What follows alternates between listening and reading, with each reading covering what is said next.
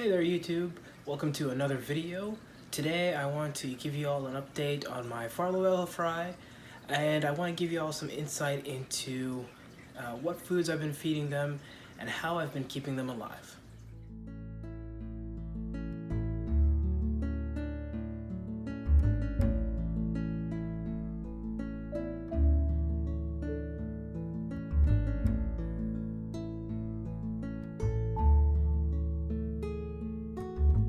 So you're looking at two of the three fry right now. The third is kind of off to the corner of the little breeder box.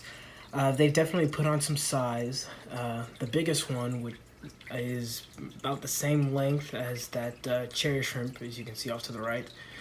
And they've been eating really well. They've been taking lots of different foods, and I've been kind of cleaning out the container.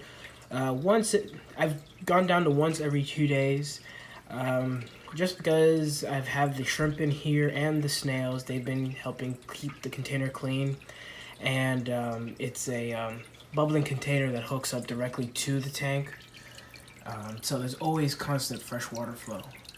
And there's the third fry there. So now I'll go ahead and show you exactly what I've been feeding them. Okay, so we have here all the things I've been using to feed my Farlowella Fry. I have the Bug Bites Pleco formula. And what I've been doing with this is I'll break off a piece, powder it up, and put that in the water. And that way it kind of spreads throughout the container enough so that they don't really have to move far to find food. Because Farlowella Fry are very lazy, I guess is the best way to describe it. They will not move much to find food. And the next food is Sarah Onip tabs, the veggie tablets. Do the same thing, crumble that up and sprinkle it throughout the container. I've also been using Rapashi Soylent Green. I'll sometimes give them a piece of the mixed gel. And then other times I'll also just take a pinch of powder and sprinkle that in as well. It's a trick I kind of learned from Corey from Aquarium Co-op, and that's worked well to feed them too. Same thing, kind of sprinkles throughout the container and they don't have to travel for it. And I've also been using green beans. I use the canned green beans because it sinks right away and it's already softened.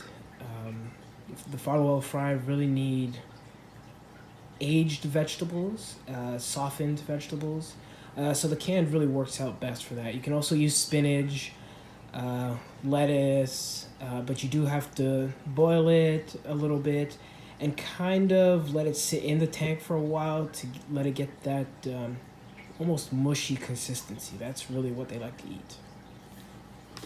And the last thing I've been using to feed them is leaf litter. And it's not so much the leaves that they've been eating as it has been the biofilm that grows on the leaves. In nature, especially where all these South American catfish are from, you have a lot of leaf litter and lots of driftwood falling into the rivers and streams. And as it starts to decompose, it grows a biofilm, and that is almost essentially one of the best fry foods that I found for the Farlowella Fry. And I can leave the leaves in there. They can munch on them all day and it doesn't pollute the water. And the leaves themselves, when they decompose, produce tannins that are healthy for the fish. So it's kind of a double benefit on that. This particular leaf I've been using is loquat leaves. They kind of produce a more heavier biofilm on them. So that's what I've been choosing to use. I also use some banana stems, but you can use catappa leaves. Magnolia leaves are another one that have a nice layer of biofilm on them as well, so those can be used. But that's pretty much it. Those are the 5 things I've been using to feed my Farlowella Fry. And it's just mainly been feeding and clean water, and that's pretty much been the key to keeping these alive. Thanks for watching today's video. I hope you enjoyed it. I certainly am enjoying watching these Farlowella Fry grow, and I definitely can't wait to see them join their parents inside of my 40 breeder. Stay tuned. I will continue to bring you more updates as they do grow. And stay tuned for next week. We'll be going into part 2 of my Paludarium build series. So I hope to see you then, and have a great week.